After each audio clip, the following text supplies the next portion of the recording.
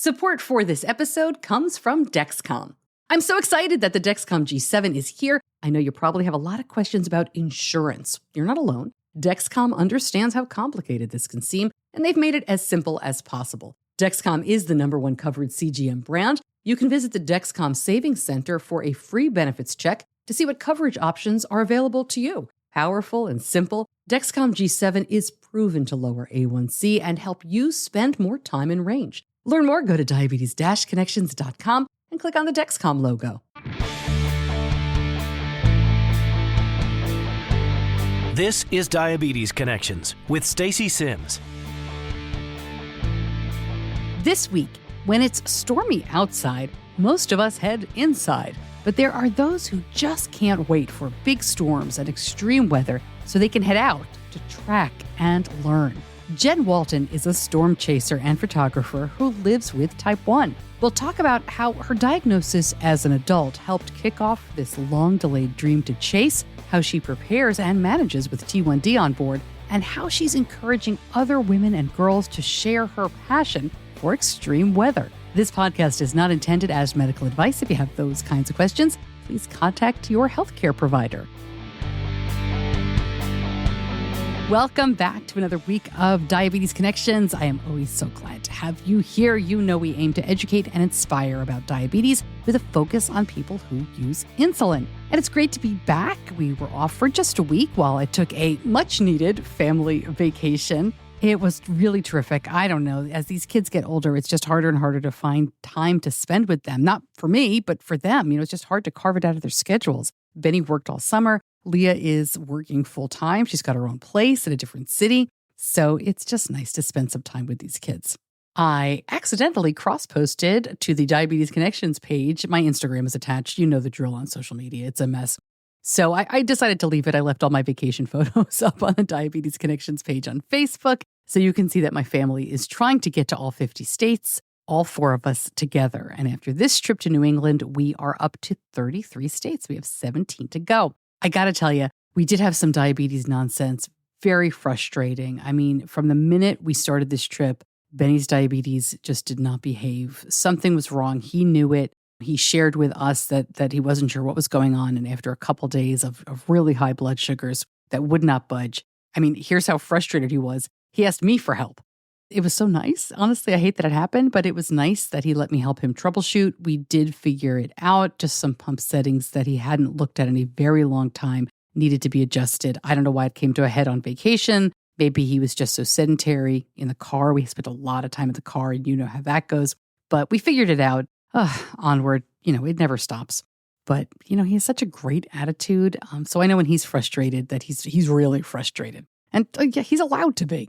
All right, my guest this week is also going to be our closing keynote speaker for Mom's Night Out Denver.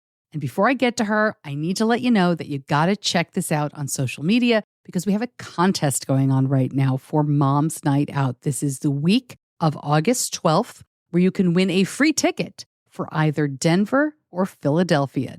The Denver event is September 20th and 21st. The Philadelphia event is about a month later in October. If you are not on social media, and I will link to the Diabetes Connections page, as I always do in the show notes, but if you're not on social, I will link to the Diabetes Connections Facebook page and our Instagram page as well. But if you're not there, you don't see it, can't find it, just email me, Stacey@diabetes-connections.com. It's also going out in the newsletter that goes out every week along with our episodes. So you should be able to find this contest for free Mom's Night Out tickets. But if you have any trouble, just let me know.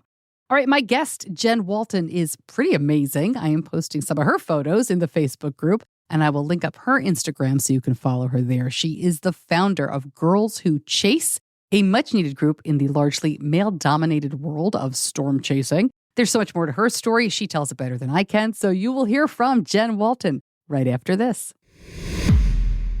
You know I'm a big fan of choice when it comes to diabetes technology. I get so excited when there's something new. If you live with diabetes, you deserve to find the best fit for you. That's just one reason I'm working with Omnipod to help spread the word about what makes it so easy to test their system out. If you want to try an insulin pump or see what life without tubes is all about, you can try Omnipod even if your current tubed pump is in warranty. Really, you heard that right. And if it's not right for you, no problem. Omnipod does not tie you down with a contract or a tube. Go to diabetes-connections.com and click on the Omnipod logo. Terms and conditions apply. For full safety risk information and free trial terms and conditions, visit omnipod.com/diabetesconnections. Jen, welcome to Diabetes Connections. It's great to talk to you. I'm so excited. Thanks for being here. Oh my gosh, thanks for having me. I'm excited to be on a podcast specific to type 1. It's about time. Yeah, well, thanks. Before we jump in, and I know most people will hear this audio only. You have a great background, though. Is that a picture you took? It is a picture I took. Yeah, it's a picture of a supercell in South Dakota, one of my favorite storms that I've ever chased. All right. Well, we'll definitely, we have so much to talk about. We'll get to storm chasing and photography. Let's just jump right in, though, and start talking about type 1. You were diagnosed as an adult. Were you diagnosed correctly? Tell us the story. I was diagnosed as an adult. Like a lot of adults, I think I was not diagnosed correctly initially. And it's not a fun story, actually. But the trajectory of my diagnosis, I now know, is very similar to a lot of adult diagnoses, which I think is fascinating and would love to hopefully hear about from a research perspective in the future. Not that it makes it any easier to have been diagnosed, but in a way, knowing why I suddenly went from, functioning pancreas to non-functioning pancreas, like somehow that would make it easier for me. I'm not sure, but I got very sick in the winter of 2014. I had just a bad case of bronchitis, and they put me on a few rounds of antibiotics, couldn't shake it. And typically when I get sick, I lose a couple pounds, and then I'll hit the ice cream hard on the way back up, and everything kind of goes back to the way it was. And instead, I really never gained that weight back and started to lose a pound here and there. Just, it was not clear why.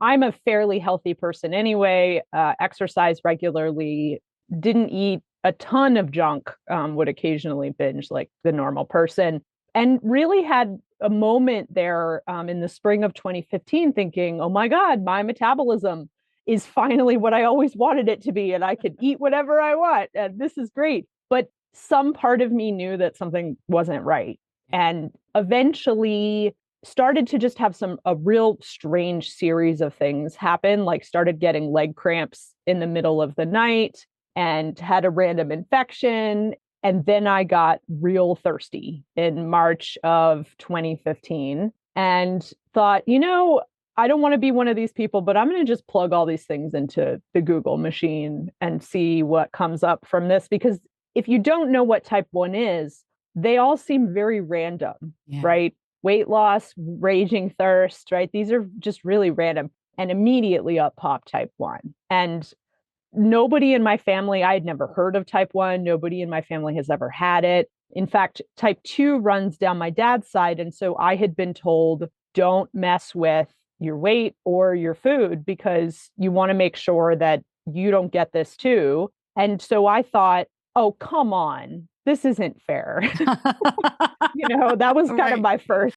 And then I thought, okay, well, it's time to go see a doctor. And I live in Denver, and at the time was working full time in Boulder, which is about a half hour from Denver. And so started to poke around and look for doctors in Boulder, and got a recommendation from a friend and walked in and said, I think I have type 1 diabetes. I appear to have classic symptoms, and I need a blood test, basically. And she said, oh, that's cute.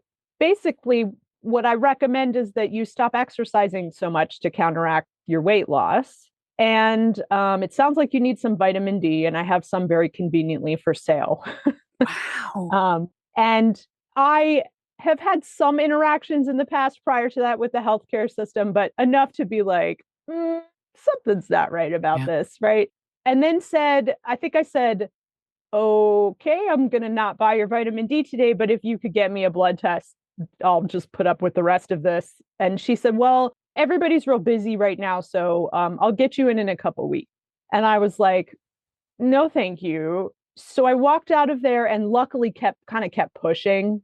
At that point, I knew something was something was wrong. And couldn't get in to see any doctors. Everybody was booked out 8 months. And I was like, I don't have 8 months. So I called in a favor with a friend of mine who's an orthopedist, and she called a PA friend of hers at Boulder Medical Center. And I was diagnosed in a hallway in Boulder Medical Wow. Center because they couldn't fit me in.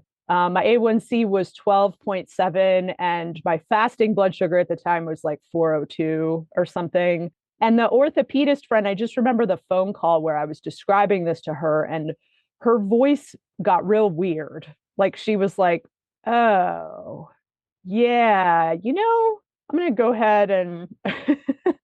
And I just remember the PA saying to me, yep, you got diabetes, but at least it's not cancer. Oh my God. Way. And then I got the bill from the vitamin D doc. I tried to call because it was like a full cost, like, look what we did for you type of bill. And at that point, of course, I knew that I had type 1 and that she had been not only patronizing me, but clearly had no idea what she was doing.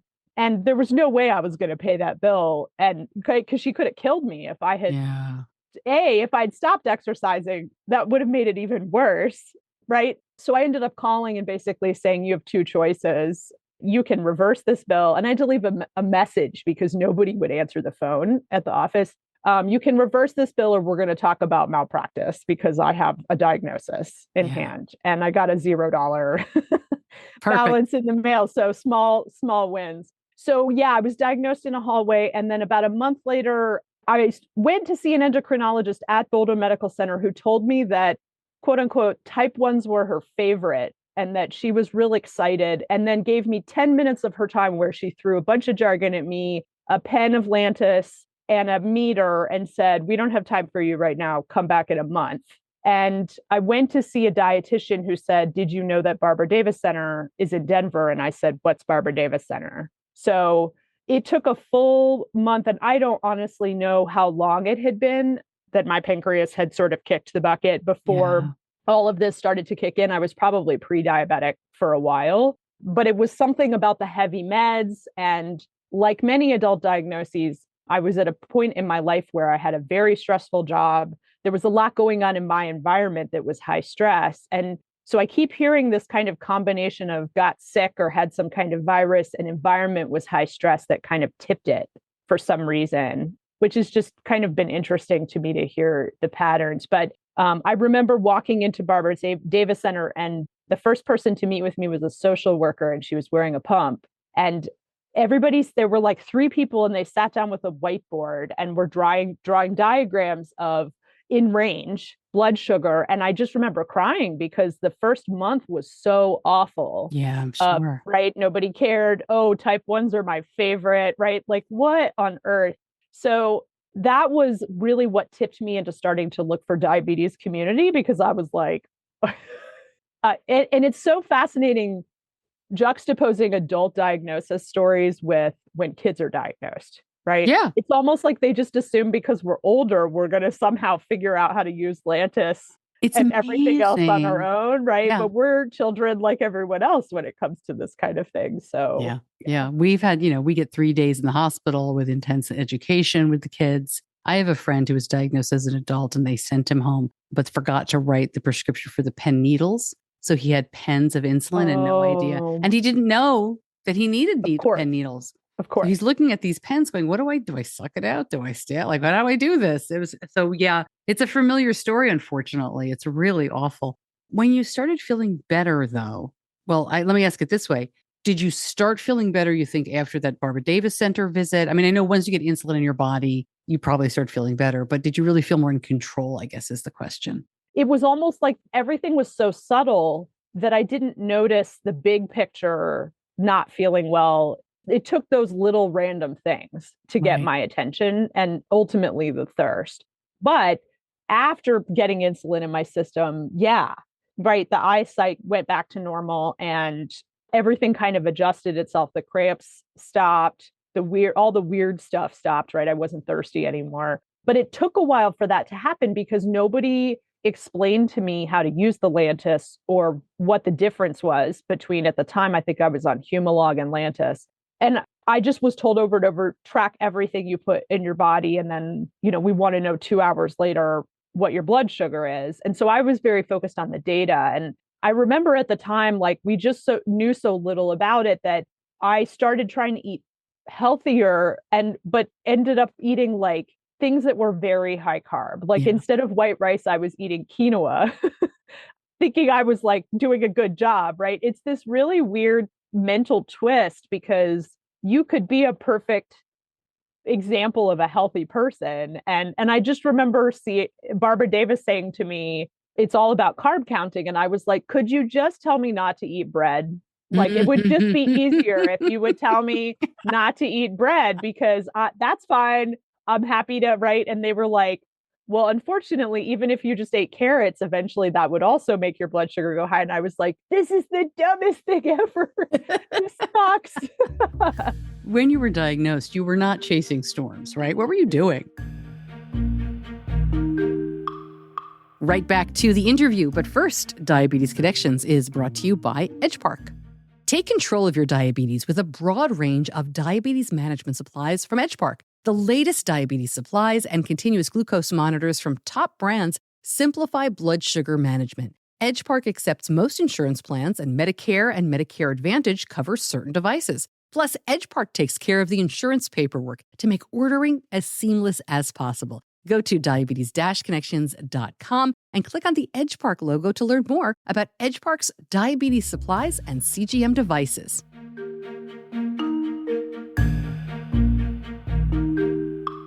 When I was diagnosed, I was working full-time. I was actually a communications director at a climate research institute that was building an observatory. And I was their first communications hire. My background and specialty is in environmental and climate communication. So what that has translated to over the past 20 years, when I was full-time, is I would go in and build programs and teams and take kind of your classic sort of science writing, old school science writing program and turn it into a corporate communication or communication strategy program. So I had one of those jobs where I had a bunch of reports and a lot of leadership that wasn't really necessarily their forte because they were in the sciences. And so what that translated to was working 24/7, essentially. So I had this kind of soul-sucking job, and not the kind where it's like the Office Space kind of soul-sucking job, but the kind where I just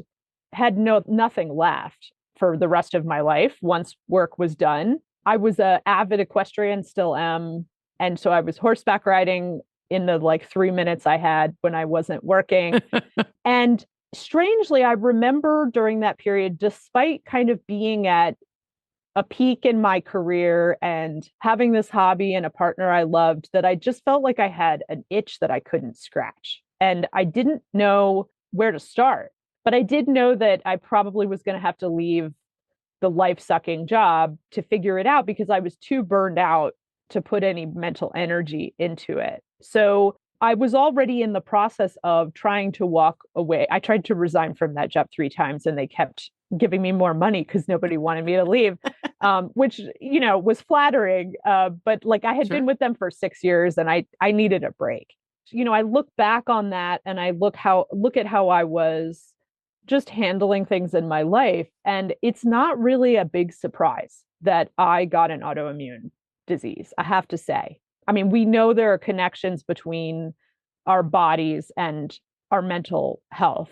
And in a way, it felt like a wake-up call. And so once I got over the just being angry, right? Like, why now? Why me? What the hell? I started to focus on what was next, basically, and thought about changing careers, thought about making a lot of big changes, and ended up actually briefly moving to DC for a stint with a public relations agency, and then moved back to Colorado and was like, I'm not just going back to what I was doing before. But I still hadn't figured out what the itch was. I still had it. And it took until early 2018, I was scrolling Facebook and came across an ad for a discount on a storm chasing tour, and actually heard myself say, you can't do that. And I was like, wait a minute, why? Why did you think you could do it? Well, that's really the foundation of my entire storm chasing journey. I've always been into severe weather. Actually have a background in emergency response. I was a wildland firefighter for a while. I've been in crisis communication. That's actually one of my specialty areas. And I've been kind of dancing around the severe weather space and had even asked a couple of folks, because I'm part of the science world in Boulder, how do you break into this kind of severe weather communication space? And the short answer had been there's like two jobs in this. Both of them are in Norman, Oklahoma, which you couldn't pay me enough. Sorry, guys who live in Norman. We love you for your weather.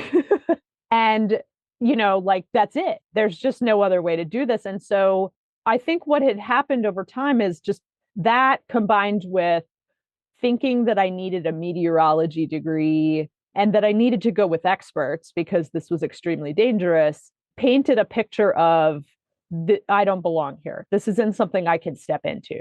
I've tried it from every angle, and the answer has always been no. I even tried to get a few folks that I met to take me out with them, and everyone said they would, but it just never happened. So I had kind of given up and didn't realize, of course, at the time that I was telling myself all of those things. Yeah.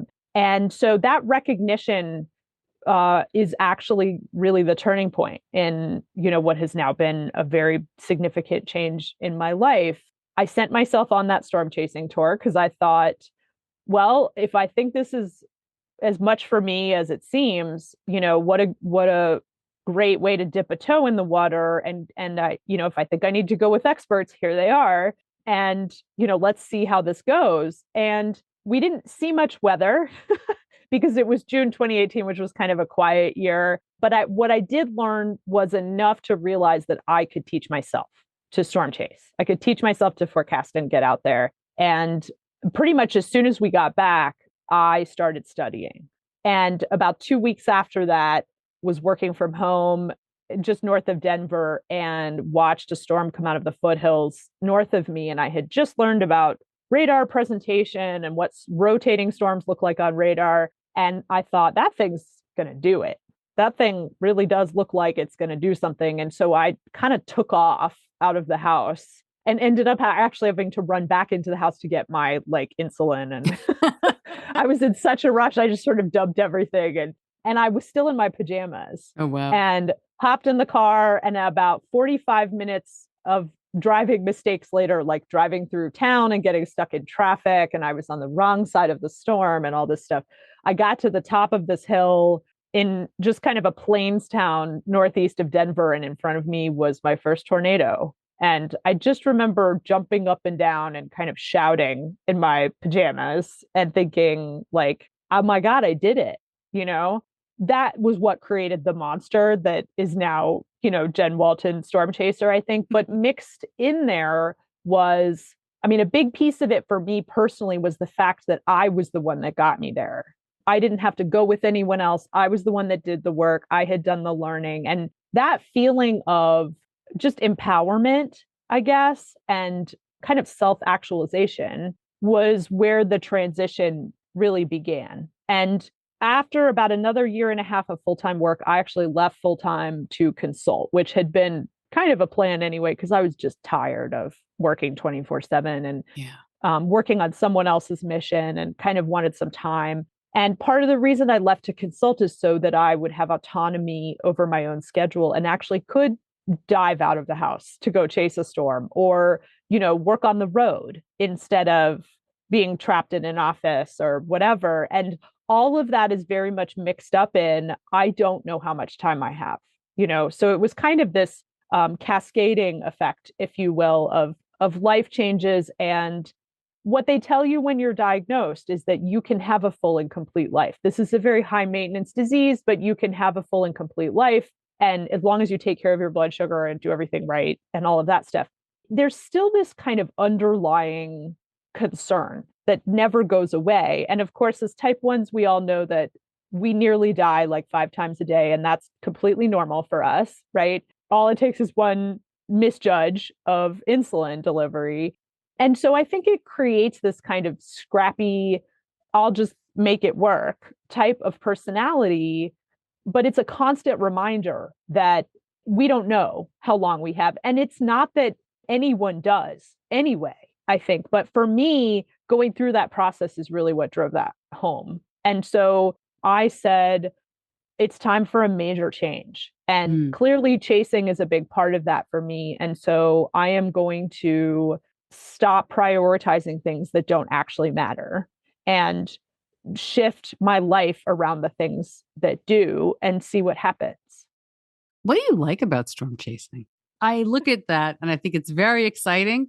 We'll probably talk about the movie. You know, they redid Twister. I see a storm. I'm in my house. I'm closing the blinds. I'm running away. I want nothing to do with it. I'm amazed at people like you. What's the deal?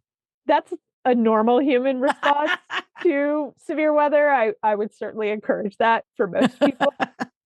I have just always been fascinated by Mother Nature and the way it's ended up manifesting for me the most. I mean, I grew up camping and backpacking and spending time outside. I've always had a high amount of respect for nature. And that's why I went into environmental and climate change communication. So there's that piece of it. I think seeing storms, though, it connects me to joy. And interestingly, what I have found with my blood sugar when I am storm chasing is instead of what you would expect from things like adrenaline and cortisol, and which could spike when you're in a dangerous situation, my blood sugar actually tends to flatline while I'm chasing. And I remember after a big chase one day, I came back and realized I hadn't gotten buzzed once by. You mean flatline? You mean good, like time and range? Good sugar. Yeah, no roller coaster, no spiking, no drops, just behaving itself, which we all know is like not frequent. And I remember getting home that night and thinking, oh, I didn't get buzzed one time by my Dexcom today. What's up with that? And looking at my blood sugar and just seeing it, you know, trundling along at like 115 for 8 hours. And I kind of just sat on that for a couple of days and realized that when you're in a flow state, it affects all the hormones in your body. And most people just can't see that play out the way that we can as type 1s. And in a way, we're like walking science experiments, you know? It really made me think like, this is actually kind of fascinating how you could go out and do something like this. And a lot of people do it for the adrenaline. I do it because it brings me joy. I mean, that's really why I started chasing. And I think I realized from that episode that it also puts me in flow. And that's something I've always wanted for myself. I would hope that everyone would want that to some degree, whatever it is, right? It doesn't have to be storm chasing, but finding the thing that puts you there and getting to spend time doing that thing, which is not a privilege we all get all the time. I think that was at the core of it. I just remember in 2020 being on a storm that really wasn't moving anywhere. It was kind of sitting in one place in the eastern Colorado plains, and it was sunset. And the sun was setting underneath in between the base of the clouds and the ground. And it was just this spectacular scene. And it was kind of spitting bolts of lightning. And I had a green wheat field in front of me. And I sat in the car and kind of looked at the photos I had taken and just had tears rolling down my face. And I was like, this is so much bigger than just a thunderstorm. So that's really what got me into it in the first place. And then the second piece of it was in 2021, spring 2021, I had an interview with a local broadcast meteorologist who wanted to do a story on women who storm chase because there aren't very many of us. It's kind of a stereotypically male-dominated space. And being a communications person, I thought I got to think through my talking points before this interview. And I know he's going to ask me what kept you from chasing and why did you start? Yeah. And going through the process of figuring that out, I realized that one of the reasons I had been telling myself I shouldn't be doing this is because I didn't see people who looked like me doing it. And it wasn't a conscious decision, right? But it certainly lends itself to the message, you don't belong here. And so that then became the basis for what is now the initiative I run called Girls Who Chase, which is a women in storm chasing We equip them with training, we amplify women who are storm chasing, and ultimately has become kind of an empowerment and STEM initiative. And so now there are two reasons I chase. One is for me, and the other is because I have connected to my purpose. Yeah. Bringing it back to diabetes a little bit, you say, when you're in that flow, blood sugars are great. Do you do anything to prepare? I mean, I'm looking at it kind of like, I guess I would equate it, and I'm super ignorant, with camping, right? You'd want to be prepared and bring stuff with you so you're not running back into your house for insulin, like you said that first time. Yep. Is it just a matter of being, just being prepared so that you can stay out when you need to? Yeah. Oh, of course. I mean, I figure most of us are probably like Girl Scouts. Like we carry an entire fridge with us. So I have, I'm actually still on injections. I tried to pump for a bit, didn't work for me. Eventually I'm going to try to loop with Omnipod, I think. But right now I'm still on injections, and I use an InPen because I'll inject and then forget 3 minutes later whether I injected or not. So at least it's helpful that it tracks that. So I always have sugar with me, and I have my insulin pen with me and a meter just in case I feel like something's wonky with the Dexcom. I have to say that if I was not on a Dexcom, this would be a very difficult endeavor. And so that has created a situation that has given me the freedom to trust that I will get notified if there's something I need to address in the middle of a chase. But the other thing I'll do is not push my luck with what I'm consuming. I have found a series of road snacks that don't tend to spike me, but rather, it might be a slow rise. I really like protein bars that are low sugar. I'll use things like jerky. So even though they might have some sugar in them, it's not a spike kind of sugar. And if I need to treat, I'll treat. I mean, there are times I'll be injecting in front of an active supercell right. But we do actually spend a lot of time pulled over because we're looking at stuff, looking at data, or we're pulled over looking at a storm. And so it's real easy. Like I've gotten quite good at doing these things on the fly. And there have been times where, for example, after a chase, when I'm driving home, I'm like, this now a bag of gummies seems like a great idea because I don't have to worry about dealing with it. But that's my MO. I just really don't push my luck. As you and I are talking, the movie Twister is pretty much just out. It's been out for about a week or so. And I know that you were all over the place talking to media and you had lots of interviews. What was your reaction to this movie? I mean, listen, not only did I see the first one, I went to the ride in Universal where the cow's flying by and the house is burning down, right? Awesome. So much fun. I can't imagine any of it is based in science or real. Let me just give you the floor and say, like, what is your reaction to this, the new movie? And then we can maybe talk about some realistic stuff. Fair. I feel like we got a little bit set up with the trailer for Twisters, for the new movie, which painted a very classic and very old and tired storyline, which is, gutsy, kind of a Yahoo male chaser driving into tornadoes and doing crazy things, and kind of a stick in the mud, afraid woman. Yeah. And it was actually not that at all. And so I kind of walked in there thinking, I'm going to have to just drag myself through this right now. Of course, as a representative of a women in storm chasing initiative, I'm very tired of that storyline. And instead, what they did was mix it up. Nice. So he was a Yahoo, but he ended up deferring to her in many cases. And she ended up kind of being the one to save the day. Nice. And so I think big picture, I very much appreciated that. And I am hoping we see another influx of women in STEM from this movie, because the message that it sends is, it wasn't even a message really. It was like, this isn't even a thing. Anyone and anyone can take any role they want, essentially. So I very much appreciated that. They also, as it turns out, spent a significant amount of time consulting this time with the NOAA National Severe Storms Lab to get the equipment right, to get, every time they look at data, for example, in the movie, the data is actually fairly spot on. They actually put them through storm spotter training with the National Weather Service. There are pictures out now of them like learning about storm structure. And Daisy, the main female character, had like a little notebook that she was Nice. taking notes in. So I would say the scientific accuracy is better. It's still a Hollywood blockbuster, right? So Oh, you've yeah. got shooting fireworks into a tornado, which is just ridiculous. They're driving through fields, which is also ridiculous. They're driving into tornadoes and the cars are coming out unscathed, which is just not realistic at all, right? So there are things that are a little much, but I think overall, the way that they wove in accuracy scientifically, chaser culture wise, there were a lot of nods to the old movie as well, like a lot of little hidden Easter eggs in there. We all very much appreciated it. I've got chaser friends who've seen it like 5 times. Oh, that's great. I love it. Everyone is definitely embracing it. Very cool. So Very cool.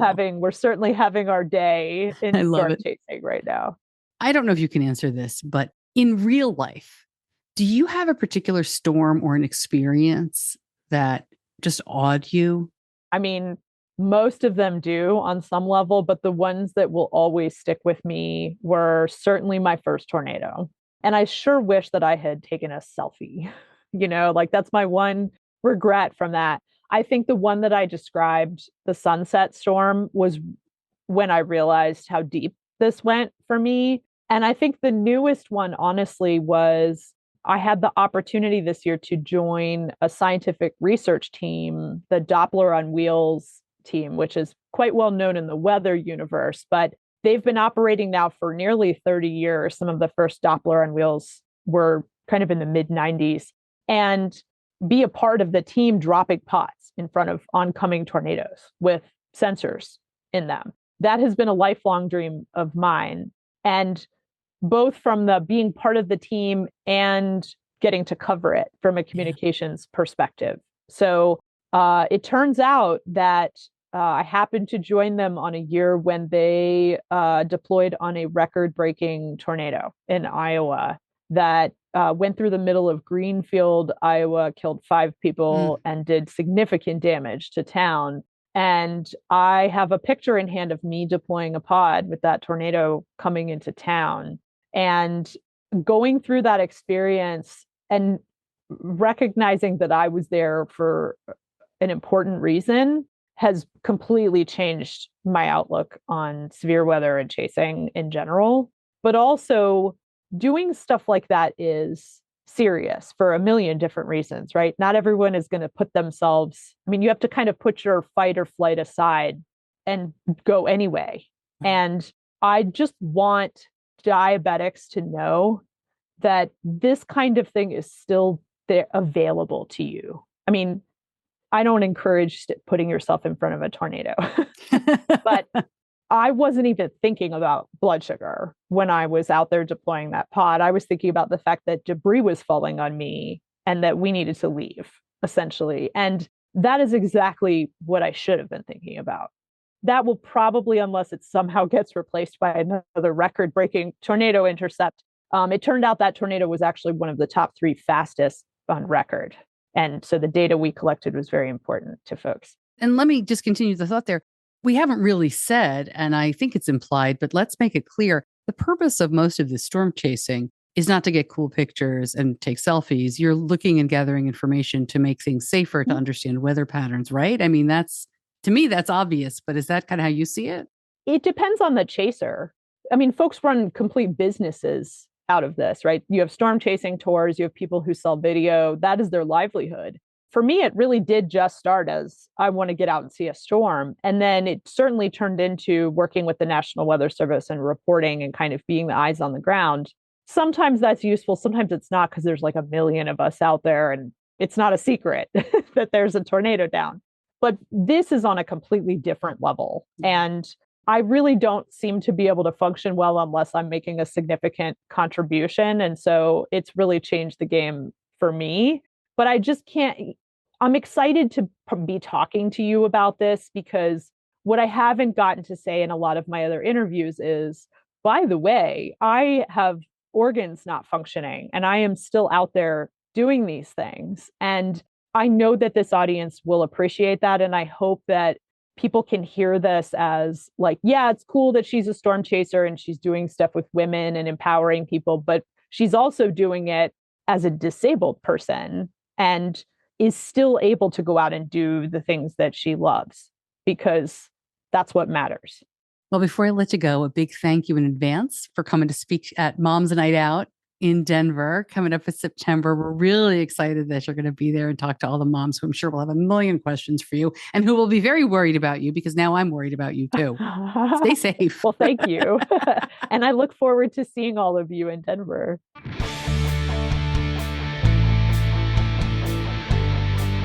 You're listening to Diabetes Connections with Stacey Sims. I will link up a lot more about Jen. Again, you have got to see her incredible photographs. I would be running so far in the opposite direction.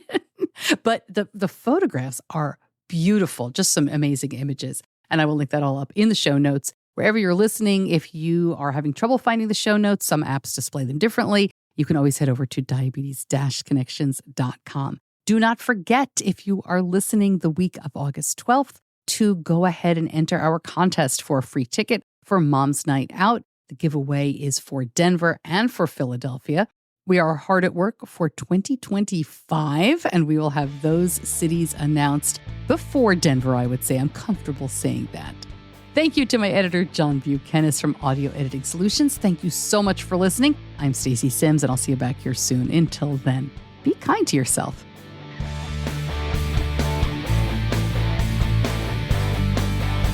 Diabetes Connections is a production of Stacey Sims Media.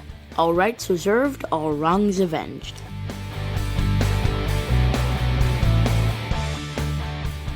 Now that Benny is on his own more and more, I'm grateful that he's open about his diabetes journey and always tells his friends how to use his emergency glucagon, Gvoke HypoPen. Gvoke HypoPen is a ready-to-use rescue pen for treating very low blood sugar in people with diabetes ages 2 and above. If you take insulin or sulfonylureas, you are at risk for your blood sugar going too low. Low blood sugar emergencies can happen unexpectedly, and they demand quick action. You need a safety net when it matters most. Be ready to treat a very low blood sugar with Gvoke HypoPen. Find out more, go to gvokeglucagon.com/Stacey. That's gvokeglucagon.com/STACEY. Gvoke should not be used if you have a tumor in the gland on top of your kidneys called pheochromocytoma, or if you have a tumor in your pancreas called insulinoma.